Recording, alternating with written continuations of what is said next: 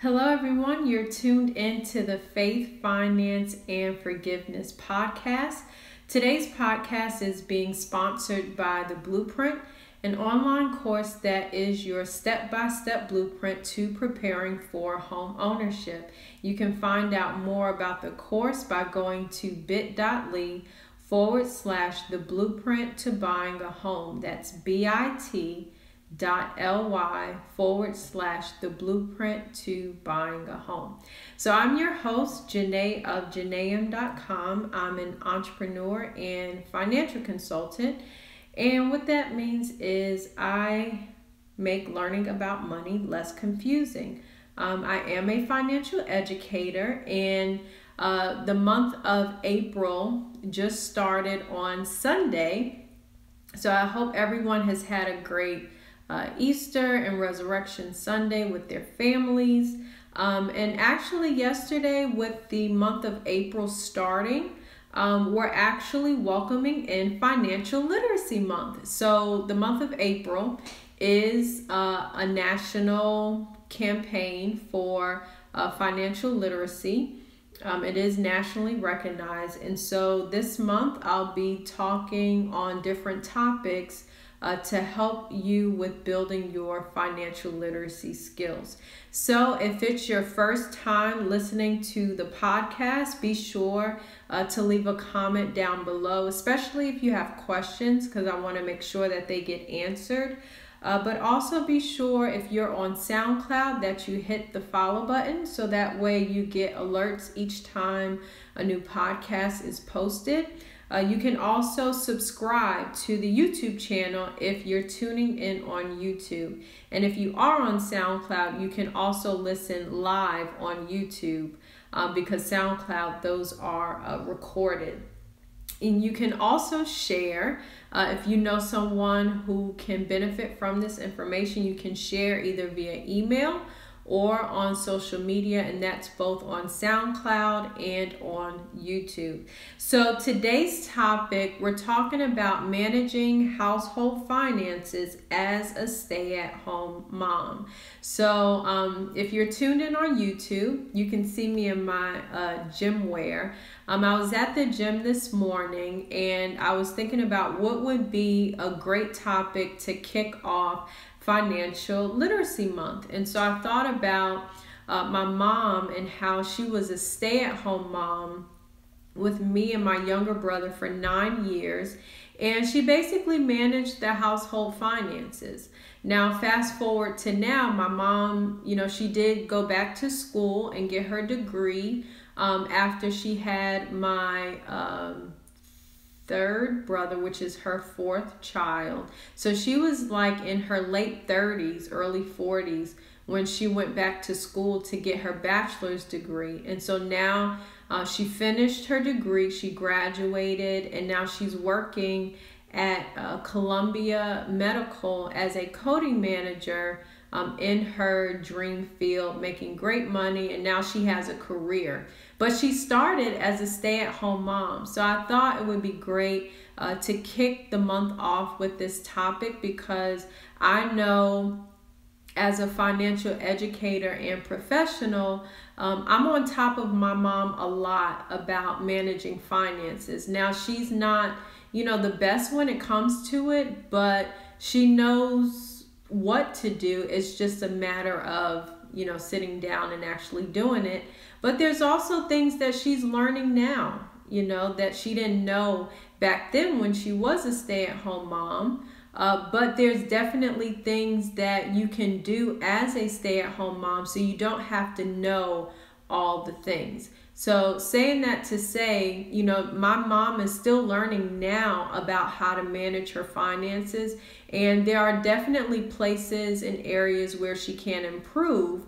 But if she's learning stuff now, and, I'm 28, I was, back then a baby. So 28 years later, she's still learning about how to manage her finances the right way. And I'm talking basic money management, but she knew enough back then as a stay-at-home mom to be able to manage the household finances. So I'm going to be sharing information today that can help stay-at-home moms who feel intimidated by finances, to help them get organized so they don't feel all over the place or overwhelmed, and they can start putting it into their schedule in between taking care of the kids. Because if you're staying at home with the kids, you have your hands full already. And so if you have bills that are piling up and getting all over the place, maybe stuff is getting paid late and you're having to pay unnecessary late fees, and it's stressing you out and causing you to worry, today's podcast is definitely going to help you with getting organized and getting a system in place, so that way it's less stress on you and you have more time to spend with your babies. So I created when I outlined the information for today's podcast, I had my mom in mind, because that's how she started with me and my brother. So growing up, my mom was a stay-at-home mom. My dad was an entrepreneur. So he worked in the Mr. Softee franchise. So if you're from up north, you should be familiar with that. Mr. Softee is basically an ice cream truck. It's a soft serve ice cream. So he literally owned 4 trucks and had a route in Jamaica, Queens. And so he would drive his ice cream truck, to different stops along his route and sell ice cream. And so he had 4 trucks, and it was a seasonal business, obviously, because it's ice cream. And he made really great money doing it, enough money to where my mom didn't have to work. And so she was able to stay at home with me and my younger brother. And, when we got in school, she was able to do PTA and all those types of things. But when my dad came home, he would give my mom the money to manage the household finances, take care of all the bills and all those things. And so I'm going to be sharing what you can start doing if you do feel unorganized, all over the place, and you're getting stressed out and worried about how to manage bills, or if, in your marriage or relationship, there hasn't been a clear decision on who's managing the finances. I want to help give you some tools that you can use so you can step up and be the one to manage the household finances and take care of the bills, because someone has to do it, because the bills need to get paid. All right. So again, the challenge with, if you feel like you have bills coming in that they're piling up, they're either not getting opened or they're getting open late. If you're paying unnecessary late fees and getting stressed and worried in the process, this podcast is going to help you. So with the tools that I share today, is going to help you develop a system for bills that come in. Obviously, you're going to be saving money by avoiding paying unnecessary fees. So that could be money that you're actually saving towards college for your kids, or setting up a trust fund for the kids, because you don't have to be rich to set up a trust fund. You can start, with whatever you have. So that way, when they become of age, so when they turn 18 or 21, you can leave them, a sum of money that you've saved over time. So you can use the money that you save from not paying fees to start a fund for your kids. And what better way to leave a legacy to your children than to not have to have them start from scratch? If you're familiar with my story, I shared it several podcast episodes ago, and I'll share it a lot when I get on Periscope Live.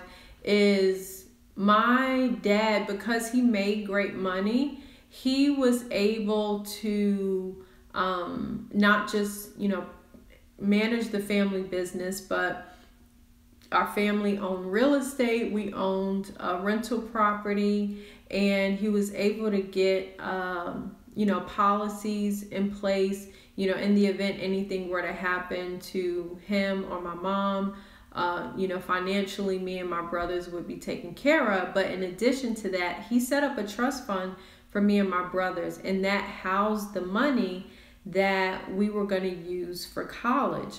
Well, in 2006, when we found out that he wasn't keeping up with the mortgage or taxes on our home, and we were forced to sell to avoid foreclosure, all of that money that he saved in that trust fund, he ended up using to help pay his debts.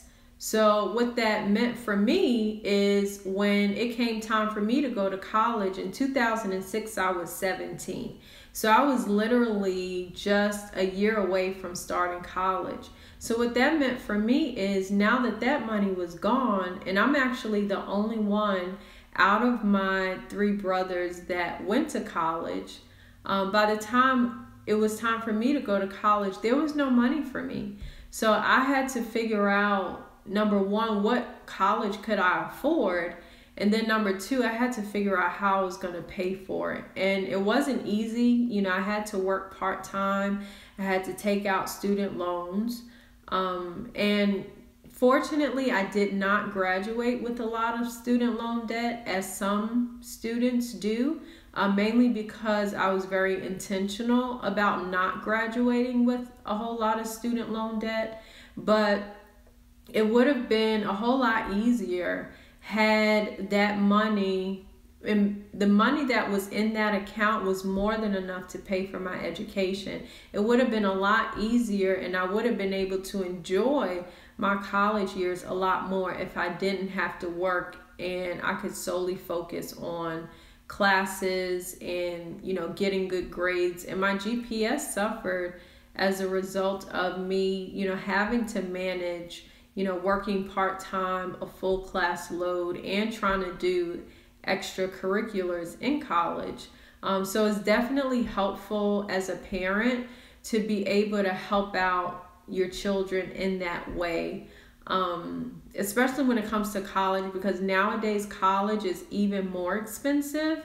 So if you have babies that are like babies, even if you have elementary school kids, it's not too late to start putting money away for their college education. And even if they don't decide to go the traditional route, because I get it, as an entrepreneur, I started in corporate, moved to a nonprofit, and then started working for myself, you can still use a trust fund to be able to help them have some seed money to start their business one day.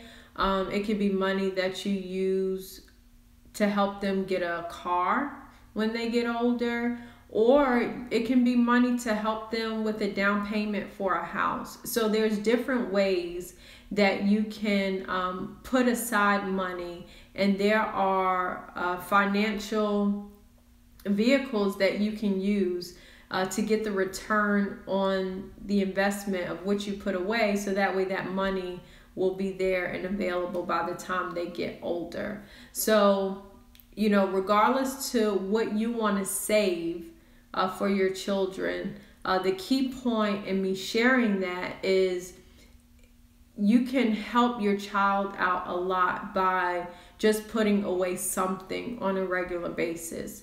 And then you can identify what you want to help them save towards. Now, I would definitely recommend you at least have an idea. So if it's something like a house, you want to, save more money, so that way they have more money to access in college as well, because those numbers are creeping up. But I shared all of that because, I was talking about the tools that I'm going to share and the tips that I'm going to share today with the money that you're saving by not paying unnecessary fees. You can be doing all of those things. You can, establish investments for your kids. And what parent doesn't want to give their child a head start, especially among some key demographics, especially mine, being African American. Most of my peers have to start from scratch, meaning there's no money for them when they go to college, so they have to pay those loans back. They have to buy their own house. They have to figure out where they're going to work. The family doesn't really have a business that they can go into and help out with. So in order to bring wealth back to our families, we need to develop some assets. And ideally, the time to do that is while your kids are small. So another thing, these tips and tools that I'm going to share is going to do is it's going to result in less stuff being piled up wherever, the bills are. And it allows you to just enjoy more time with your babies, be stress-free. And if you're able to take that time out to set up a trust fund for them, you have peace of mind knowing that one day you'll be able to hand them something to help make life easier for them. So what are these tips and tools to help you with managing finances as a stay-at-home mom? So the first thing is, if you have a whole bunch of bills coming in and they're piling up and they're kind of all over the place and getting opened at different times, the first thing you want to do is you want to identify a place to keep your bills. So very basic, because you don't want them all over the place. You want them in one place. So identify a place to keep your bills. I have an actual basket in my house that I put all my bills in, so that way I know it all goes to one place. And then the ones that are like my normal monthly bills, I'll just open them right then and there, toss what I need to, keep what I don't need to throw away to make sure those bills get scheduled to get paid. And then I can discard them from there. So the first thing you want to do is identify a place to keep your bills. And that just ensures that everything's in one place. The second thing you need to do is figure out a sorting system. So with the bills that you collected in that section that you've identified, you want to be able to separate what's brand new. You want to know what's old. And then as you are opening up envelopes and you schedule them for payment, you want another place to be able to put the paid bills. And so you can get an organizer from a Staples or Office Max. If you do the basket idea that I suggested, you can get 3 different baskets. And so, if you walk out to the mailbox today, you can take the mail out of the mailbox and you can put them in the basket marked new. And all the bills that you have right now, before you go to the mailbox, you can put that in the old basket or the tray for the old if you get an organizer. And then as you open up the old bills and the new bills, you're gonna schedule them for payment, obviously, so then they can move to the paid basket or the tray for paid bills in your organizer. And so you just need at least 3 spaces. So if you get one of those organizers from Staples or Office Max, they have it where it's like a tray that you can sit on top of a table. And so it has, it goes from top to bottom. You have one level, and then you have a second, and then a third. And so they're kind of stacked on top of each other. So you can use that to organize your bills, or you can use the basket idea that I suggested. You can also get creative and do something else. You can hang something up on the wall that has 3 trays. I've seen organizers that look like that.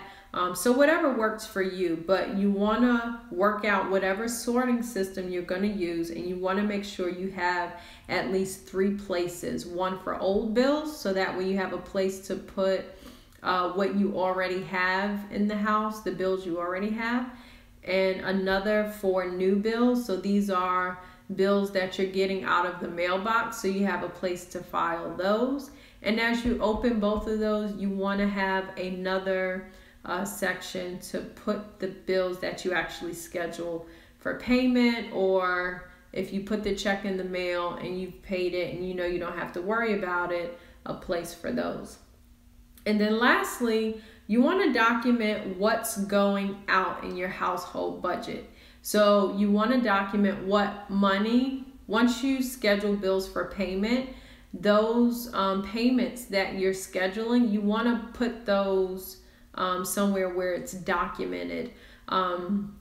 So I recommend having a budget where you're not only keeping track of what's going out, but what's coming in as well. So you can work with your spouse to be able to get that information. But as you're scheduling bills for payment, you can literally organize all of your expenses.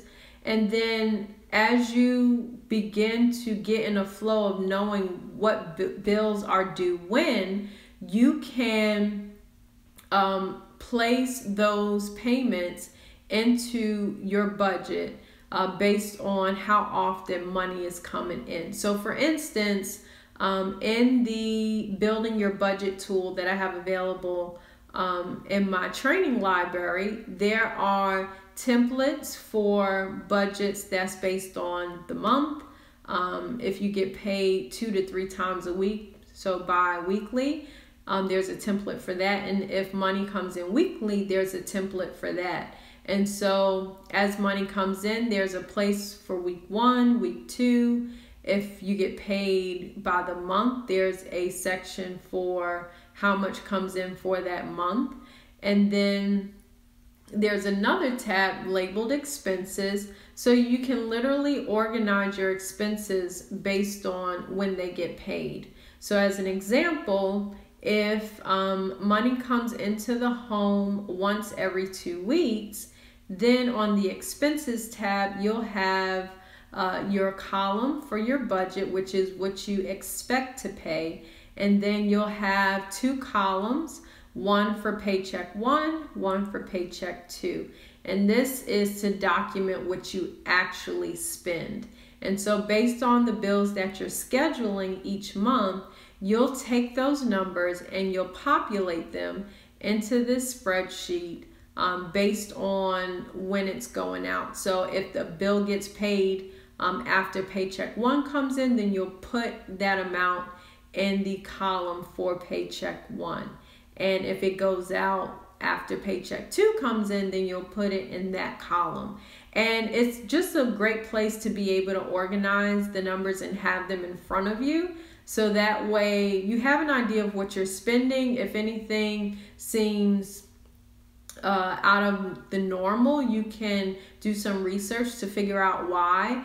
And by knowing how much you're paying for each of your bills, if there is something wrong where you're paying too much money, number 1, you can catch it. Number 2, you can research it. And number 3, once you figure out what's causing your expenses to be abnormal, you can then begin to take steps to save money in those areas. You can also see where you're wasting money. So there's a lot of things that you can uncover by documenting what you're spending in bills each month. So if you don't have a budget that you're using right now, I do have the Building Your Budget tool available on my site. If you go to jeneem.com, JENEEM.com, you want to click that button on the home page that says Start with the Basics, and then you'll be sent to my digital training library. So what you want to look for is the Building Your Budget tool, because it has the templates that I just ran through. And if templates are not your thing, because you're not familiar with spreadsheets, there is a tutorial, so you can at least give it a shot and see if you can get it to work for you. It's literally a step-by-step video tutorial that shows you from opening up the spreadsheet, which is included, and how to fill it out. And if you don't like spreadsheets, I also present some alternatives that you can use. But it is important that you document what's going out in your household budget, because that'll keep you organized. So I hope that you found these tips and tools helpful. Again, please be sure to share this either via email or social with any stay-at-home moms that you're connected with that you know could benefit from this information or would find this information useful. Even if you're not or don't know a stay-at-home mom, and you feel like bills are kind of piling up and getting all over the place, you can use these same tools too and tips too to be able to help you get organized with your finances. We'll be kicking off again tomorrow, so be sure to tune in to the podcast. And please be sure to leave a comment down below, especially if you have questions. Don't forget to follow on SoundCloud or subscribe on YouTube. And as always, you can connect with me over at jeneem.com, JENEEM.com. So thank you for tuning in to the Faith, Finance, and Forgiveness podcast. And I look forward to talking with you all next time. Take care.